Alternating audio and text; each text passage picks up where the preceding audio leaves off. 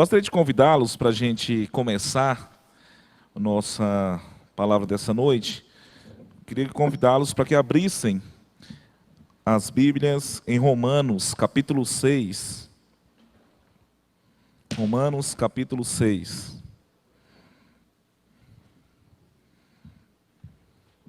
Encontrei com um pai ali, ele perguntou, mas você vai pregar no lugar errado hoje, uai? A gente está pregando era lá embaixo, está todo descolado.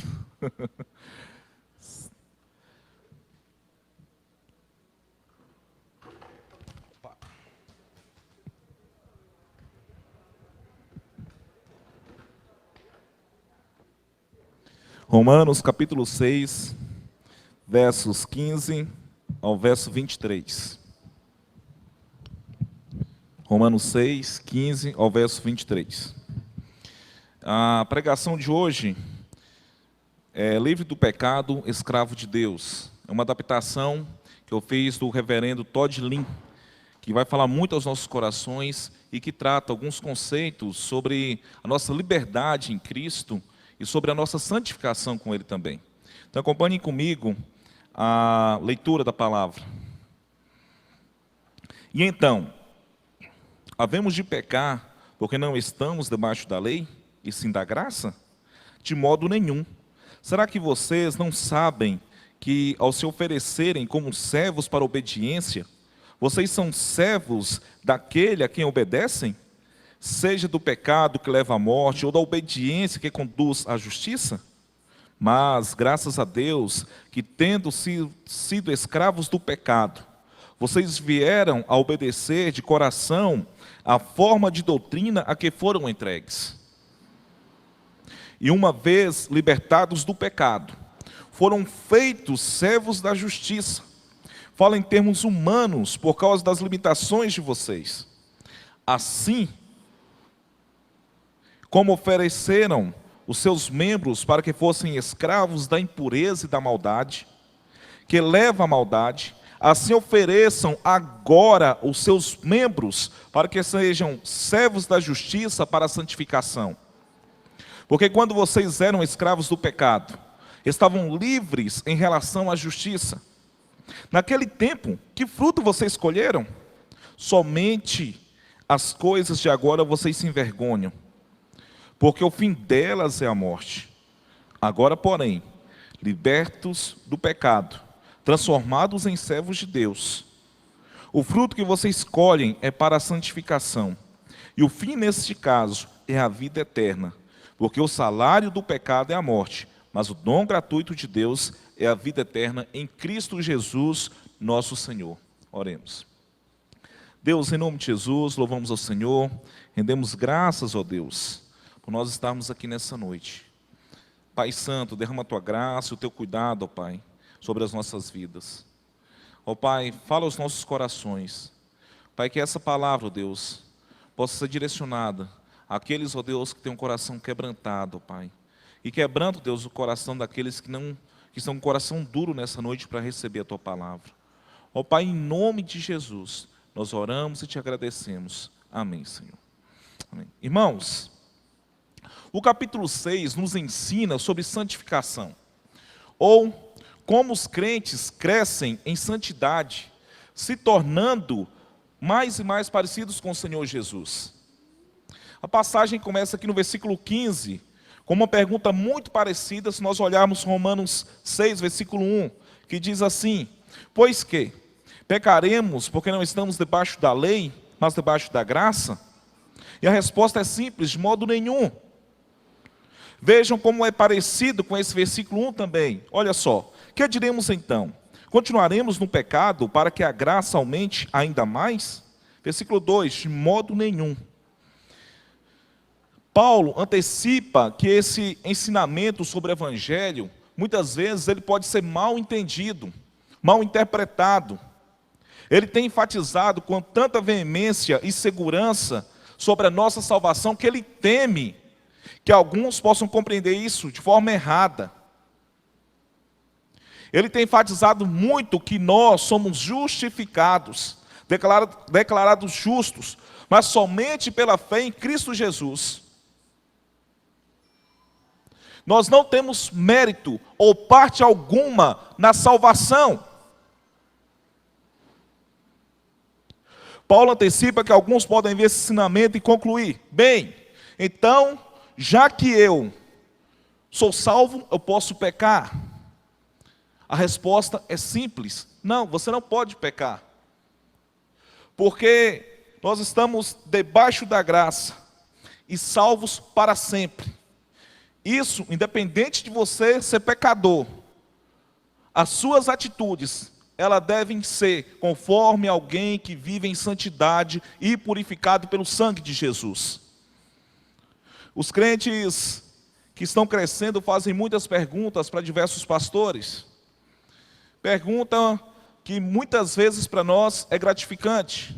E uma das perguntas que a gente sempre ouve: como eu posso ter vitória sobre o pecado e a tentação? Essa é uma pergunta muito legal, muito boa, porque nós como pastores, nós entendemos, se você tem essas curiosidades, é porque você quer um crescimento espiritual, porque você quer crescer na fé. Santidade ou santificação é um processo para nos tornarmos mais puros em nosso comportamento. É um processo que dura uma vida e começa no momento em que a pessoa recebe Jesus como Salvador e é regenerada e nasce novamente. Santidade é um processo diário pela qual o crente se torna cada vez mais forte ao vencer o pecado e tentação. Irmãos, nós como igreja, nós precisamos querer isso. Nós precisamos desejar vencer o pecado e as tentações que nos rodeiam todos os dias. 2 Coríntios, capítulo 5, versículo 17, diz que as coisas velhas já se passaram, e eis que tudo se fez novo. Você era morto, e agora você vive para Deus. Realmente, eu quero ajudar cada um de nós nesse assunto agora, para que nós possamos crescer em nossa santificação, nos tornando cada vez mais parecidos com Cristo, crescendo em nossa santidade com o passar dos dias. Paulo, ele traz aqui a pureza da vida e o comportamento santificado para mim e para você.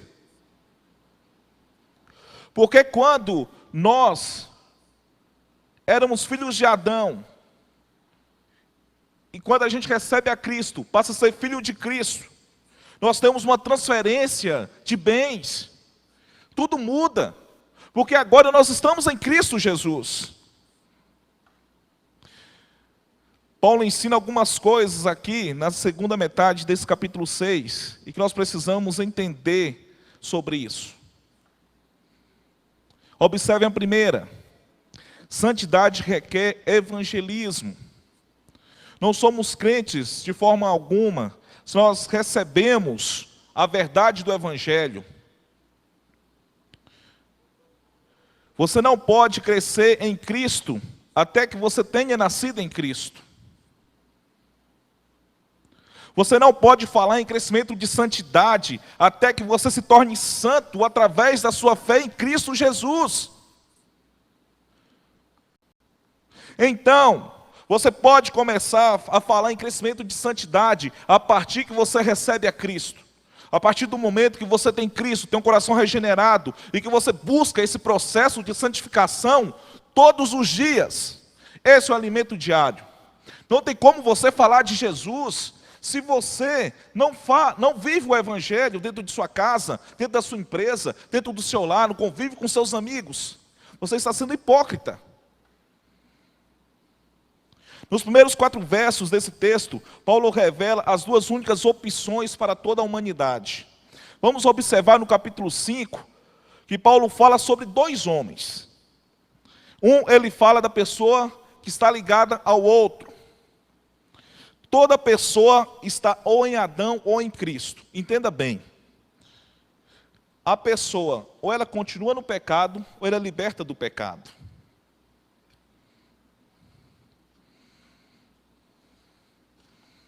No versículo 16, observem: não sabeis vós a quem vos apresentardes por servos para que lhe obedecer?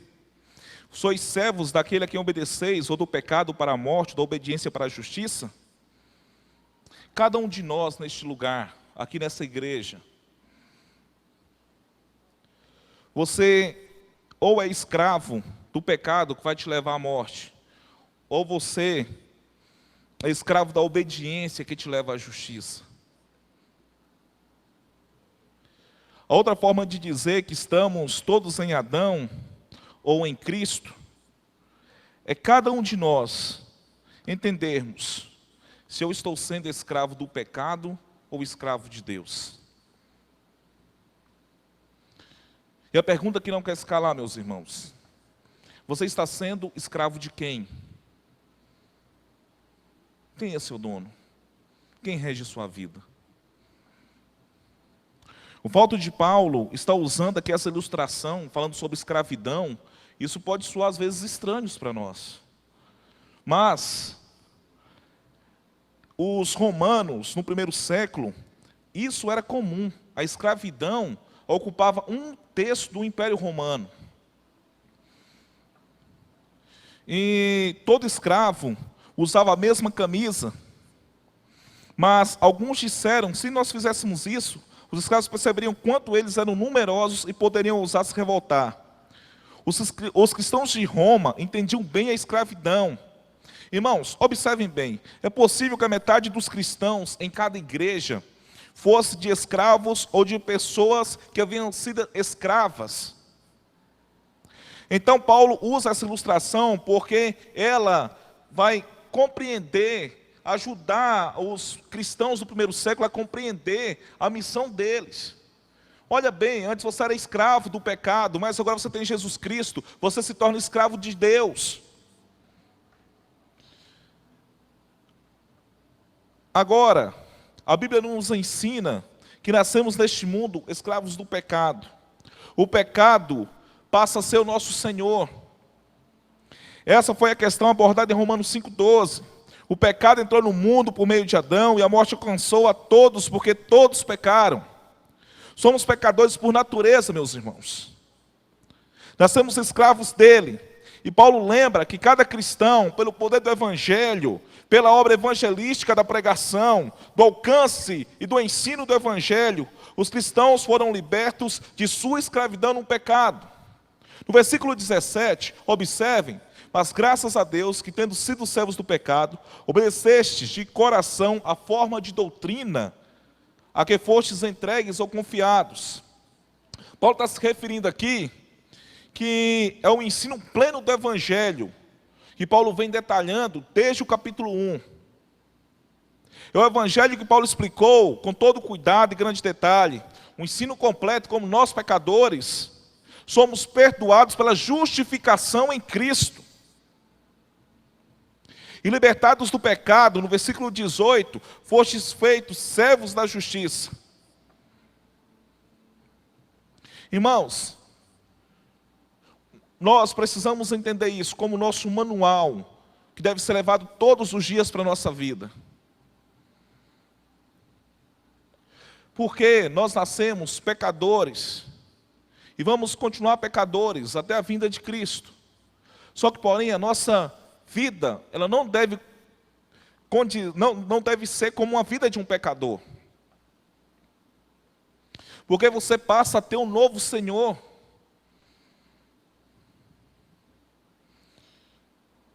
Se você crê no Evangelho, se você crê que Jesus morreu na cruz por seus pecados, você deve acreditar que Ele te libertou do pecado, mas que você ainda vai lutar contra o pecado. Como é que você pode entender todas essas coisas e digerir tudo isso?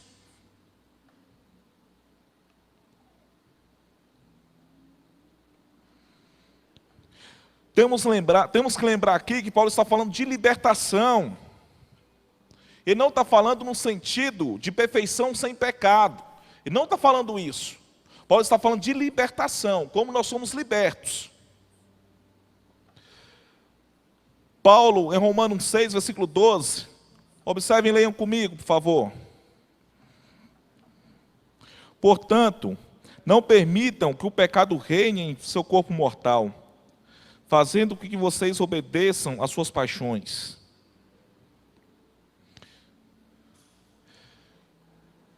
Nós temos, quando nós nos convertemos, a gente passa por discipulado, pelo processo de profissão de fé, nós somos batizados. Essa semana, alguém me procurou querendo fazer a profissão de fé para ser recebido no culto da colheita, porque ele achava que o batismo iria salvar e aquele velho homem, pecador miserável, iria ser limpo. Só que o batismo, ele simboliza apenas o corpo de alguém que foi regenerado pelo Evangelho. Ele simboliza a morte daquele velho homem. Você está professando sua fé para a igreja. Você está professando sua fé para o mundo. Que você agora é um novo homem. Que você morreu para o reinado das trevas. Que o governo e poder do pecado que tinha em você não tem mais. Vamos observar e vamos pensar, se sua vida fosse um livro, e você divide a sua vida em 2 volumes, você vai pegar a sua vida antes de Cristo, fazer um volume, e sua vida depois de Cristo, fazer outro volume. Pense na sua vida anterior sem Cristo, como se fosse a vida do lado errado, dos trilhos, e sua nova vida em Cristo como sendo a vida do lado certo dos trilhos. E quando a gente fala disso, facilita a nossa compreensão sobre aquele velho homem que eu era e aquele novo homem que eu sou e que eu preciso ser. Paulo diz que vocês foram libertos do pecado, e não quer dizer que você não lute mais contra o pecado, ou que Satanás não possa gritar para que você possa voltar de onde você era. Porque Satanás, o tempo todo, ele vai querer lembrar daquele velho homem e ele quer te seduzir, quer te conduzir. Mas Paulo diz aqui que você foi liberto daquele reino. Você não deve voltar para lá. Você está morto para isso.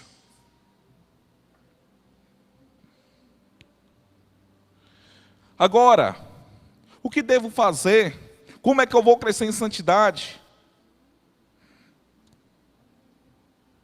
Como que você deve crescer em santidade? Você está pronto para isso?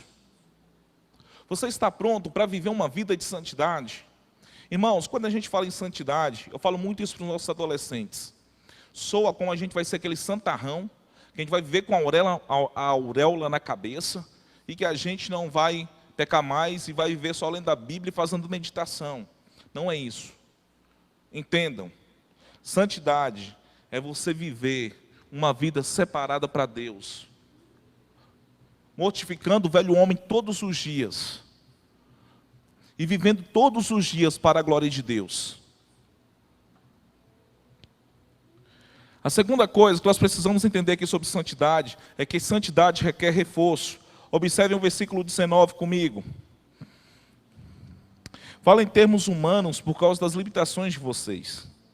Assim como ofereceram os seus membros para que fossem escravos da impureza e da maldade, que leva à maldade, assim ofereçam agora os seus membros para que sejam servos da justiça para a santificação. Essa é a maneira de Paulo dizer que não quer que vocês entendam mal esse processo de santificação. Ele está dizendo aqui, vocês já apresentaram os membros de vocês para servir a imundícia, a maldade para a maldade. Mas agora vocês são livres. Mas agora vocês são santificados. Vocês precisam, na mesma proporção, entender que da mesma forma como vocês serviam na época que vocês eram pecadores, vocês precisam servir agora porque vocês são santos. Antes vocês eram acostumados a servir ao mundo, e vocês não mediam esforços para isso. Aí Paulo fala, mas agora na mesma proporção que vocês serviam, vocês precisam servir até mais que isso. Servir cada um nesse processo. Meus amados irmãos, antes de nós nos tornarmos cristãos, nós andávamos por diversos lugares. Antes de nós nos tornarmos cristãos, a gente usava nossas mãos, nossos pés, nossas bocas, olhos, as nossas mentes, tudo para o pecado. Aí você converte, você não quer colocar os seus dons para servirem a Deus e a sua comunidade de fé. Observem bem isso. Isso é muito sério o que Paulo diz aqui. Paulo está chamando a nossa atenção para que vocês possam servir, para que vocês possam se esforçar, para que vocês possam viver uma vida santificada e apresentando o seu corpo santificado para trabalhar no reino de Deus, exercendo os seus dons que Deus te deu.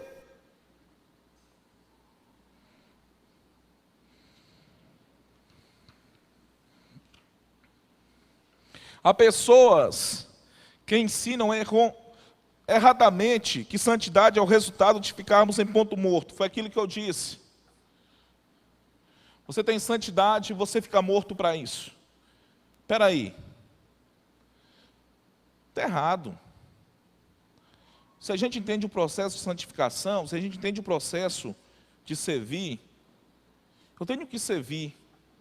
Eu tenho que me dedicar. Santidade não é simplesmente deixar para lá e deixar Deus fazer. Santidade requer reforço, esforço. Se quisermos ter vitória sobre o pecado e sobre as tentações, nós vamos precisar de um bom trabalho. Não trabalho para ganhar a salvação, porque nós já ganhamos, mas um trabalho para a gente manter a salvação. Irmãos, nós não somos salvos pelas obras, nós não somos salvos por guardar os sacramentos e guardar o dia de domingo, que às vezes a gente põe como dia do sábado, que é o nosso santificar. Não, nós somos salvos pela obra de Cristo na cruz. Efésios 2, versículo 8 a 10, diz: porque pela graça sois salvos por meio da fé, e isso não vem de vós, é dom de Deus, não vem das obras, para que ninguém se glorie, porque somos feitura sua, criada em Cristo Jesus para as boas obras, as quais Deus preparou para que andássemos nelas. Nós trabalhamos para sermos salvos. Muitas vezes a gente quer dedicar muito tempo às coisas de Deus, achando que a gente vai ganhar alguma coisa. Às vezes nós gastamos muito tempo com boas obras, achando que a gente vai ganhar a salvação. Tem muitas religiões que pregam que as boas obras salvam. Só que nós precisamos entender que as boas obras, elas devem ser, vamos dizer assim, uma forma de agradecimento e gratidão por Deus nos dar a salvação. E no versículo 19, Paulo está dizendo: assim que apresentai agora os vossos meios para servirem a justiça, para a santificação. Santidade requer esforço para que nós possamos continuar vivendo em perfeição em Cristo Jesus. Eu me lembro que uma das primeiras pregações do pastor Renato nessa igreja, ele falou justamente sobre a nossa perfeição em Cristo, falando que nós somos uma igreja imperfeita, mas que a gente busca todos os dias a perfeição em Cristo Jesus. E nós, como cristãos, quando a gente entende a mensagem do Evangelho, quando a gente entende que Cristo Jesus morreu por mim, que eu sou salvo nele, eu vou procurar viver essa santidade. Agora vamos observar a terceira e última característica de quem é livre do pecado e escravo de Deus. Santidade resulta em vida eterna. Acompanhem comigo os versos 20 ao verso 23. Porque quando vocês eram escravos do pecado, estavam livres em relação à justiça. Naquele tempo, que frutos vocês escolheram? Somente as coisas que agora vocês se envergonham, porque o fim delas é a morte. Agora, porém, libertos do pecado, transformados em servos de Deus, o fruto que vocês escolhem é para a santificação, e o fim, neste caso, é a vida eterna. Porque o salário do pecado é a morte, mas o dom gratuito de Deus é a vida eterna.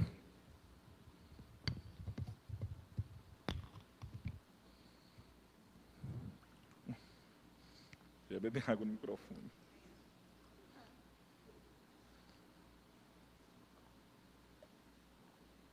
Irmãos, terceiro e último ponto: santidade resulta em vida eterna.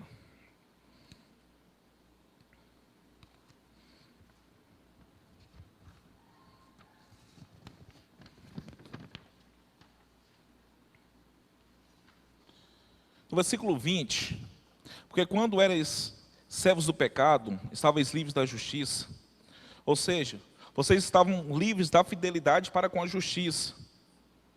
Mas a escravidão ao pecado não é uma posição que venha causar inveja. O pecado, ele tem que ser vergonhoso. Versículo 21 responde isso. O pecado tem consequências. O resultado final da escravidão do pecado é morte para todos, espiritual e fisicamente. No versículo 22, mas agora, libertos do pecado e feitos servos de Deus, tendes o vosso fruto para a santificação e por fim a vida eterna. O pecado tem consequências e a santidade também tem consequências. Tendo sido liberto do pecado, você agora é um escravo de Deus. E qual é o resultado de você ser escravo de Deus? Você dá frutos para a santidade. Você cresce em santidade. Você se torna cada vez mais parecido com o Senhor Jesus Cristo. E qual é o resultado final da santidade? A última parte do verso 22 responde que a vida é eterna. E em seguida, no verso 23, responde também: porque o salário do pecado é a morte, mas o dom gratuito de Deus é a vida eterna por Cristo Jesus nosso Senhor. Observem bem, meus irmãos. O verso 23, há dois senhores escrito aqui. Nós vamos observar que existem duas consequências possíveis. Uma delas é a morte, a outra é a vida eterna. E nós não temos como optar pelas duas coisas. Ou você é escravo do pecado, ou escravo de Deus. Um leva à morte, outro leva à vida. E como que é irônico a gente observar isso? Como assim eu sou livre de alguma coisa e depois eu passo a ser escravo de outra? Mas existe uma diferença dessa escravidão. Uma escravidão que antes nós tínhamos, que era do pecado. Agora a gente tem uma escravidão que nós estamos sendo imersos pelo amor de Deus. Ele inunda o nosso coração e transforma a nossa vida, transforma a nossa casa, transforma nossas feridas. O que significa ser um escravo de Deus? Não é que nós precisamos ter medo dele, ele não vai nos açoitar. Mas o grande amor que nós temos por ele, e pelo fato de que ele nos libertou da escravidão do pecado, pelo poder do evangelho, nós desejamos instantaneamente servi-lo. Mas agora, eu quero que você faça uma reflexão na sua vida sobre isso. Se de fato você está livre do pecado, e você é servo de Deus, você serve a Deus, mas sua atitude não condiz com quem serve a Deus. A pergunta que eu te faço, quero que você vá para casa com esse questionamento. Eu estou agindo com quem realmente serve a Deus? Estou agindo como alguém que é escravo de Deus? Como alguém que tem o coração firmado no Evangelho e vive para a glória de Deus? Na sua empresa, no seu trabalho, na sua escola, onde você está, a pessoa vai reconhecer você como um servo de Deus, ou a pessoa vai reconhecer você como uma imundícia que vive no pecado. Essa é a expressão que Paulo diz aqui em Romanos. Que antes a gente vivia numa imundícia. Mas se eu digo que sou salvo e não vivo como quem é salvo, então estou ainda na imundícia. Precisamos refletir sobre isso, para que a igreja de Jesus cresça.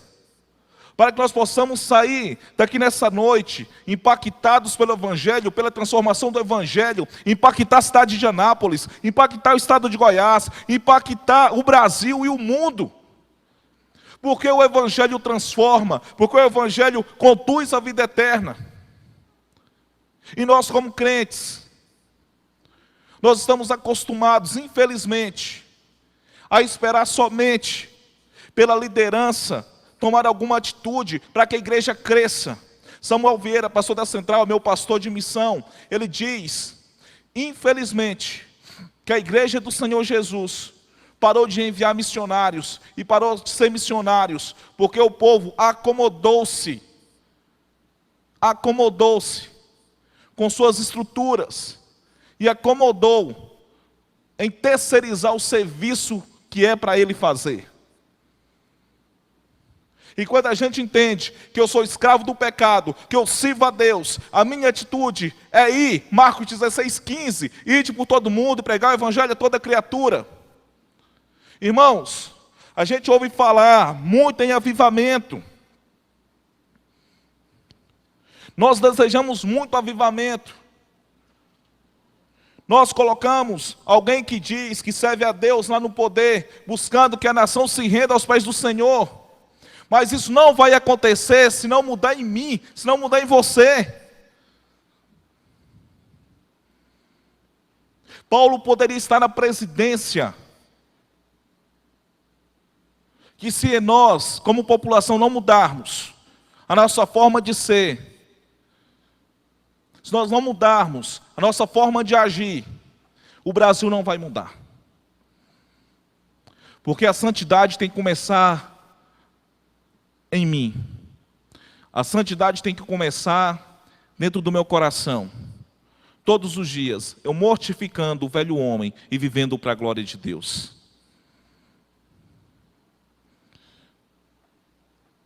Para concluir, nossa vida precisa ser reavaliada todos os dias.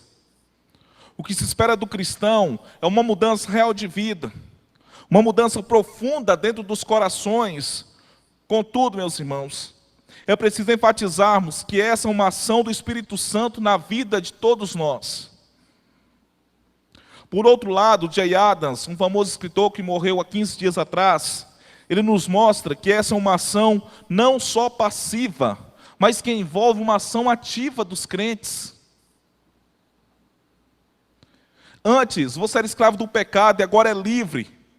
Porém, você voltou a ser escravo mais de Deus, mas é uma escravidão que te dá a liberdade de viver de modo digno, servindo, vivendo de acordo com a sua vontade e, acima de tudo, vivendo uma vida plena com quem tem a salvação eterna. Para você sair daqui nessa noite,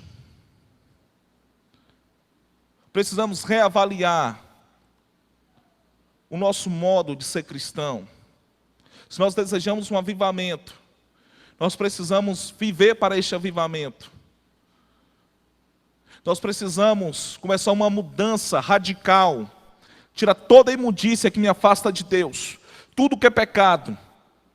Tudo aquilo que me afasta de estar na presença de Deus.